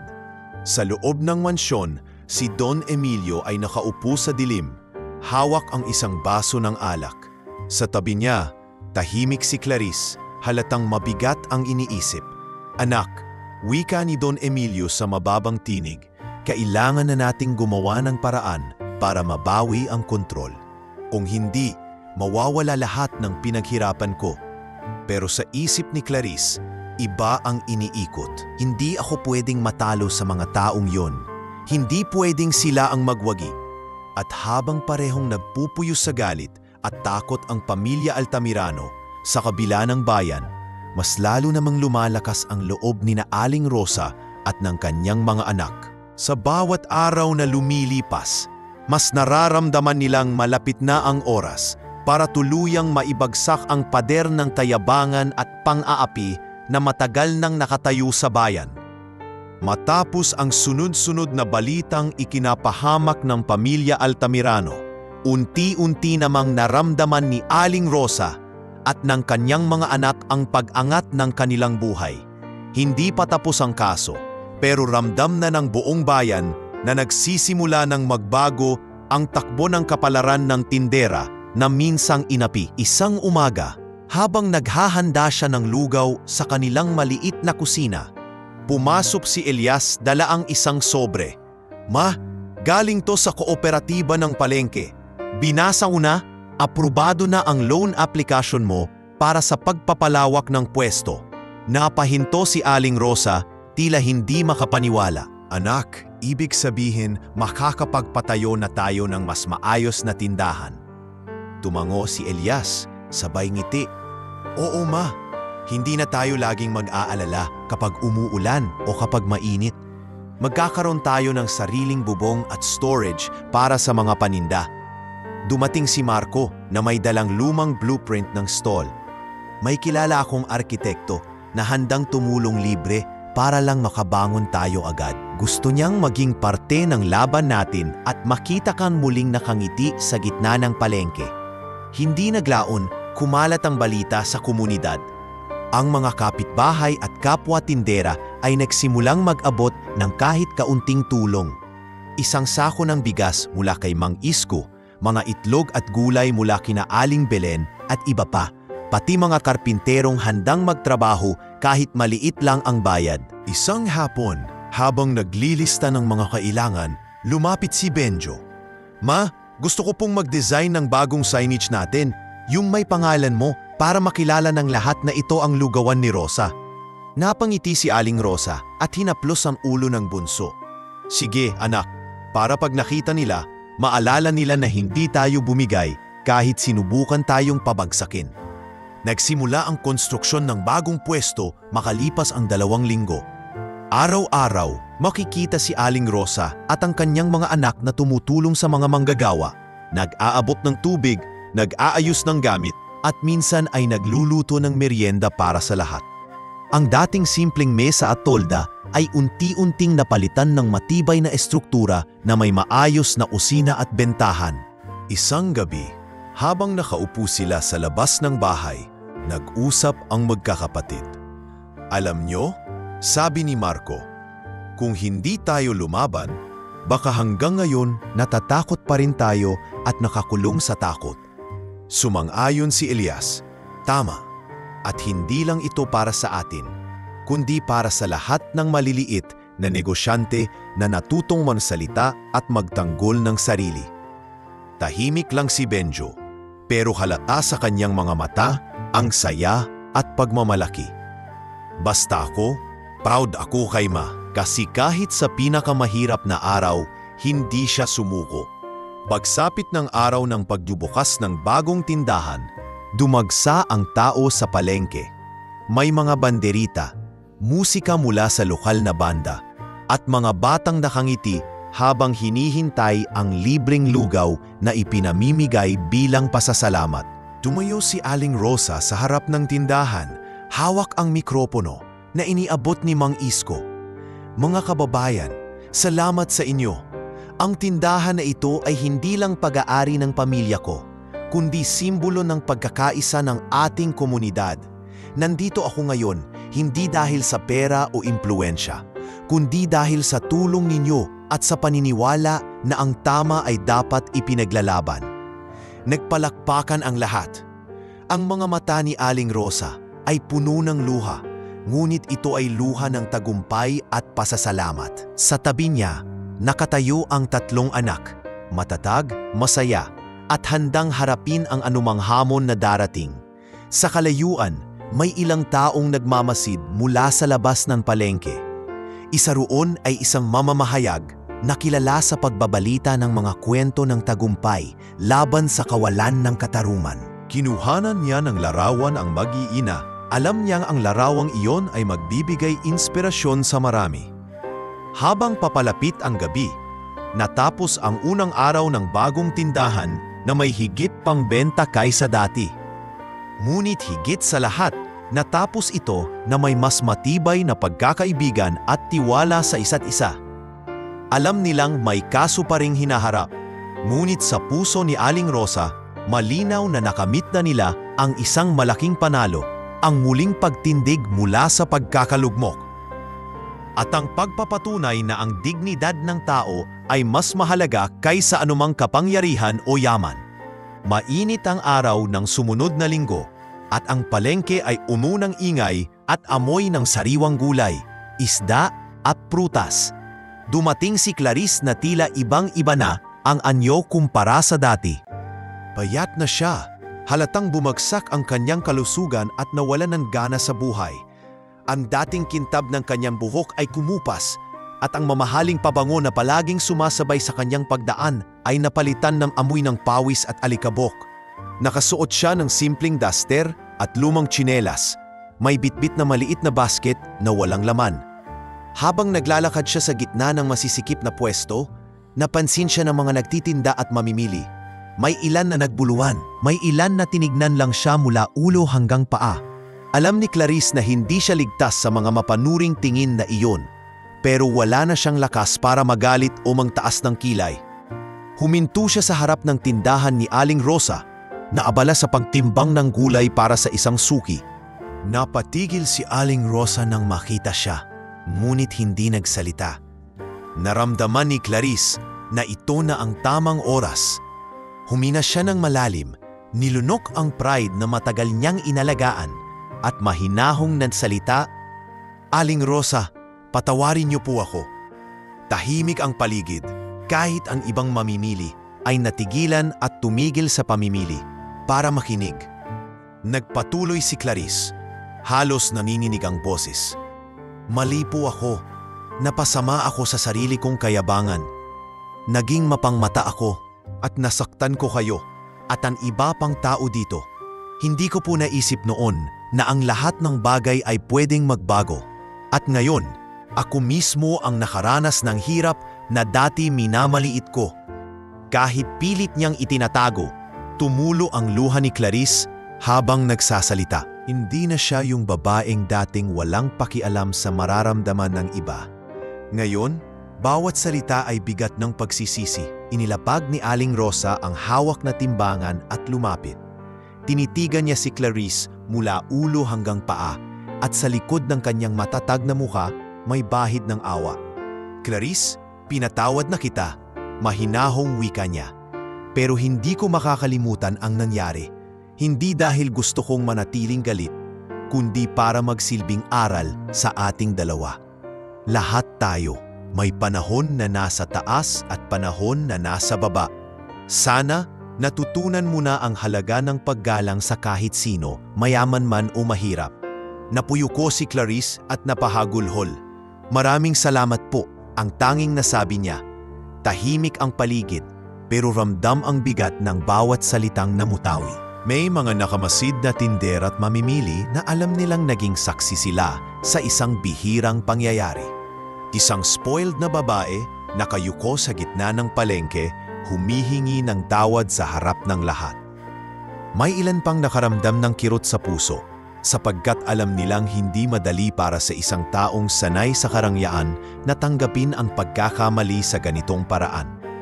Lumapit ang isang matandang mamimili at tinapik sa balikat si Clarice. "Anak, mabuti at natuto ka. Hindi lahat ng tao may pagkakataon pang makabawi. Gamitin mo ito para maging mas mabuting tao." Sa huling sulyap ni Clarice kay Aling Rosa, bago siya umalis, nakita niya hindi lang ang mukha ng isang tindera, kundi ng isang taong nagpatawad kahit masakit. At sa kabila ng lahat, naging mas matibay si Clarice, hindi sa pera o sa ganda, kundi sa pagpapakumbaba at pagtanggap ng sarili niyang pagkakamali. Mula noon, kumalat ang balitang iyon sa buong baryo. Maraming tao ang napaisip at natutong huwag maliitin ang iba sapagkat ang gulong ng kapalaran ay hindi tumitigil sa pag-ikot. Para kay Clarice, iyon ang araw na tuluyang nabasag ang pader ng kayabangan sa kanyang puso.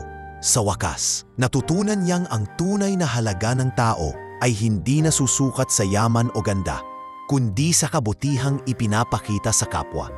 Magmula noong araw na iyon sa palengke, tila nawasap ang dating imahe ni Clarice sa harap ng marami. Ang mga dating kindera na dati ay natatakot sa kanya ay ngayon ay malaya ng magbulungan kapag siya'y dumadaan.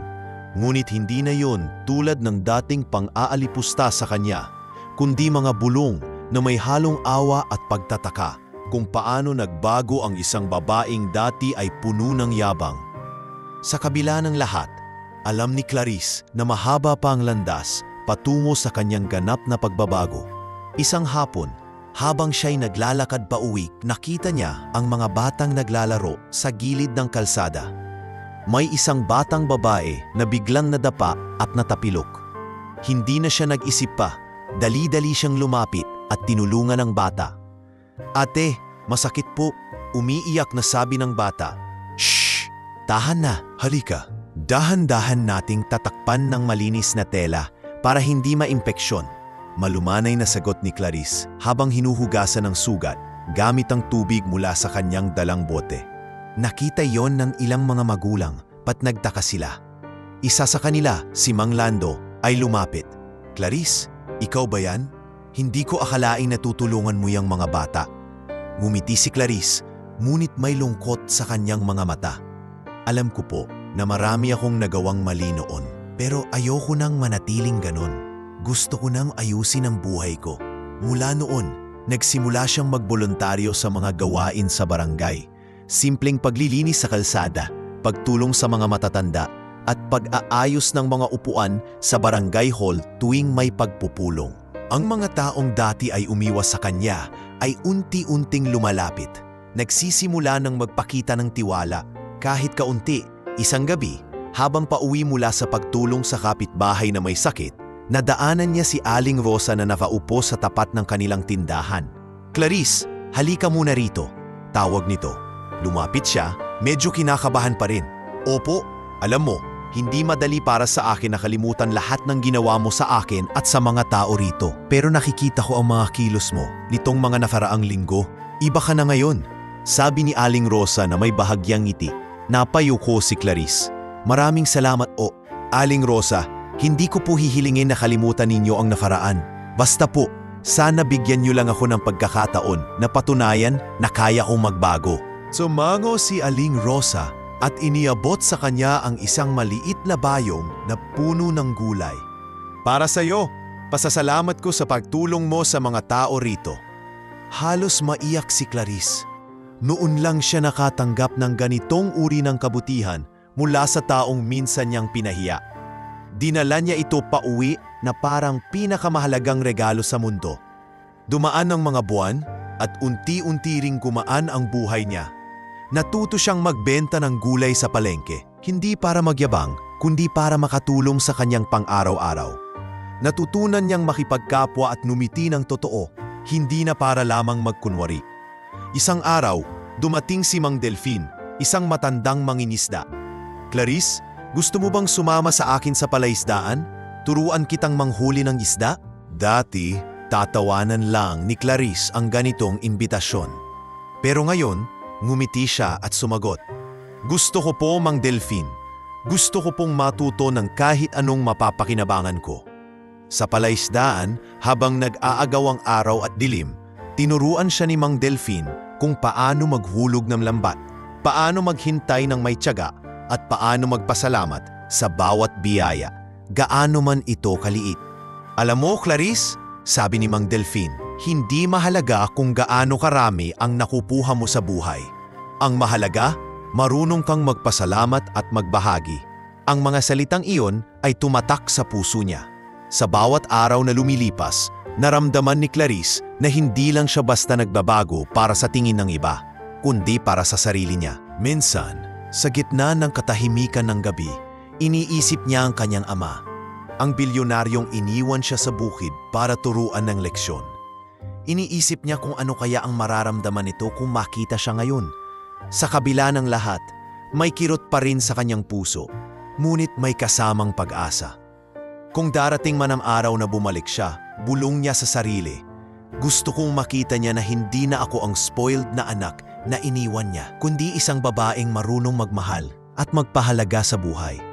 At sa pagkakataong iyon, sa gitna ng payapang gabi at malamig na hangin, tuluyang nagsimulang tumibok ang puso ni Clarice, hindi lamang para sa sariling kagustuhan, kundi para sa mas malalim na dahilan, ang maging tunay na mabuti kahit walang kapalit. Makalipas ang ilang linggo mula nang maganap ang paghingi ng tawad ni Clarice sa palengke, tila unti-unti nang nagbabago ang ihip ng hangin sa buhay niya. Hindi pa man lubos na nakakabangon mula sa hiya at kahirapan, ramdam niya na may bago ng direksyon ang kanyang mga hakbang. Sa kabila ng mga mata ng taong minsan ay humusga at numiti ng may panguuyam, pinili niyang patuloy na bumangon araw-araw, dala ang aral na natutunan mula sa kanyang pagkakamali. Maagang gumising si Clarice upang samahan si Aling Rosa sa pagbili ng mga paninda. Isang bagong kilos para sa isang dating sanay sa ginhawa at luho. Nakasalubong nila si Mang Berto, ang matandang nagtitinda ng prutas sa gilid ng palengke. "Oh, Clarice, ang aga niyo ngayon ah," bati nito. Mahinhon siyang ngumiti at sumagot, "Opo, Mang Berto. Kailangan pong maaga para maraming mabili at makapagsimula ng maaga sa pagtitinda." Napansin ni Aling Rosa ang pagbabagong ito at sa kabila ng pagkakaroon pa rin ng mga sugat ng nakaraan, may bahagya siyang pagngiti. Sa mga sumunod na araw, natutunan ni Clarice ang iba't ibang gawain na dati ay hindi man lang niya iniisip gawin. Natutunan niyang magbuhat ng mabibigat na sako ng bigas, magbenta ng isda habang tinatawaran ng mga suki, at higit sa lahat, makipagkapwa-tao ng may pagpapakumbaba. Minsan ay may lumapit na dating kakilala mula sa syudad, isang babaeng sanay din sa marangyang pamumuhay, at hindi ito nag-atubiling magbigay ng patutsada. "Ikaw ba yan, Clarice? Hindi kita makilala. Amoy palakang palengke ka na." Imbes na magalit, ngumiti lamang siya at sinabing, "Oo, ako nga ito." At mas masarap pala ang amoy ng pawis na pinaghirapan kaysa sa halimuyak ng bagay na hindi mo pinaghirapan. Isang hapon, dumating ang ama ni Clarice sa bayan, dala ang kanyang mamahaling sasakyan. Nabalot ng katahimikan ng palengke nang bumaba siya at tumingin sa anak. Lumapit siya at sa halip na sermon o pangaral, isang mahigpit na yakap ang ibinigay nito.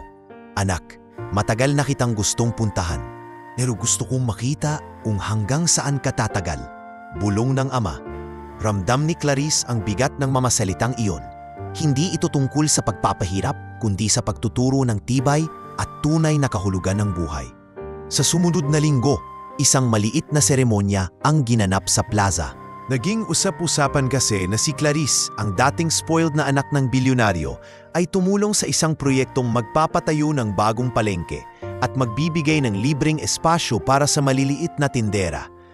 Hindi na siya nagmalaki o nagpakitang gilas. Sa halip, pinili niyang magtrabaho ng tahimik sa likod ng proyekto. Hawak ang mga karanasang nagpabago sa kanya. Sa araw ng pagbubukas, nilapitan siya ni Aling Rosa at marahang hinawakan ang kamay. "Clarice, hindi ko akalain na darating ang araw na makikita kita ng ganito. Salamat sa lahat ng ginawa mo para sa atong lahat." Sa gabi ring iyon, habang nakaupo sa harap ng maliit na kubo na pansamantala niyang tinutuluyan, tinanaw ni Clarice ang mga bituin. Sa unang pagkakataon sa matagal na panahon, hindi na niya hinahangad ang magarbong buhay sa syudad. Ang hangarin na lamang niya ay maging mabuting tao, makatulong sa kapwa at manatiling tapat sa mga aral na natutunan. Sa kanyang puso, alam niyang nagsisimula na ang isang bagong yugto ng kanyang buhay. Isang yugto na hindi na nakabatay sa kayamanan o kapangyarihan, kundi sa kabutihan at pagpapakumbaba. At sa bawat umagang dumarating, pinipili ni Clarice na bumangon hindi dahil sa utos o inaasahan ng iba, kundi dahil alam niyang bawat araw ay isang pagkakataon para patunayan sa sarili na kaya niyang mabuhay ng marangal at may silbi sa komunidad. Sa wakas, natagpuan niya ang tunay na halaga ng buhay at ito ay wala sa pera o posisyon, kundi sa kung paano ka minamahal at nirerespeto ng mga taong nakapaligid sa iyo.